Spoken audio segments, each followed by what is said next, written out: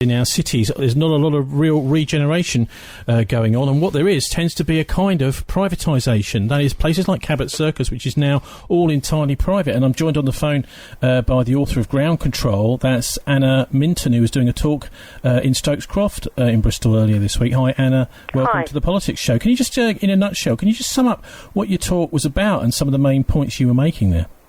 Yeah, I was talking about how more and more of our cities are being privatised now, and most new development now follows a template set out by places like Cabot Circus in Bristol, or Liverpool One in Liverpool, or Westfield Stratford Circus in East London, where actually all the streets and public places are privately owned, privately controlled, policed by private security, blanket CCTV coverage. It's creating a very different kind of city, and a much less inclusive and free and properly democratic city, because actually all these places have very strict restrictions on rules and behaviour, the kind of activities that are permitted in these places.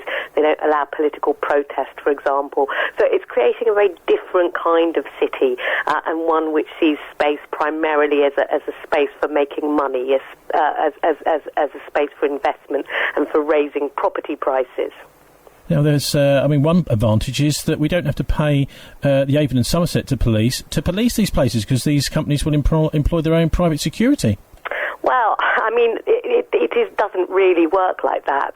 Actually, private security tend to be there primarily to protect private property rather than to uphold the rule of law. And if there are any serious incidents in these sorts of places, it's not private security who would deal with them. It would be the usual police. Private security don't have the powers to deal with proper crime and infringements in crime.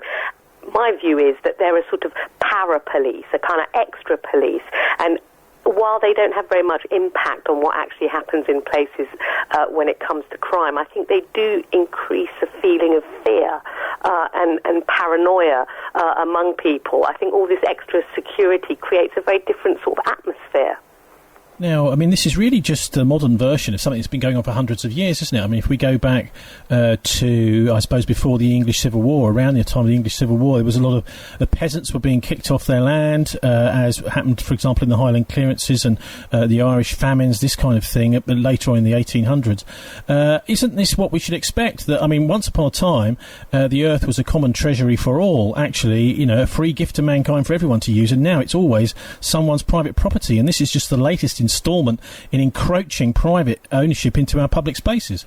Well, I mean, I think for sure history has been a sequence of removal of people from the lands that they live in. There are numerous examples through history where people are evicted and removed from the places that they call home. But I mean, just because this sort of pattern has been seen throughout history, I think it's no less something that should be seriously opposed. And I mean, the Highland clearances were an absolutely dreadful thing, really terrible, which have scarred Scotland, for centuries to come. I mean, just because there are terrible instances of people being deprived of any kind of property rights in history, certainly doesn't undermine the case for actually people to have the rights to stay in the places that they call home today. Just tell us a little bit about your book, Anna, and the title is Ground Control. What do you mean by that? I called it Ground Control because it's very much about how we're creating places which are much more heavily controlled and where all sorts of behaviours are monitored. And actually, I was speaking in Stokes Croft earlier this week.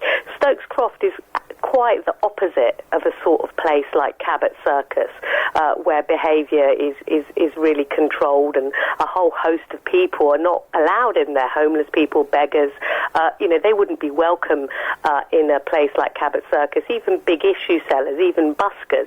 Stokes Croft is a totally different sort of place, which seems to have gone out of its way to be a sort of open and inclusive area which welcomes all sorts of people. And, the presence of all the street art in the area, again, is the sort of polar opposite to the kind of environment that's created in these private places.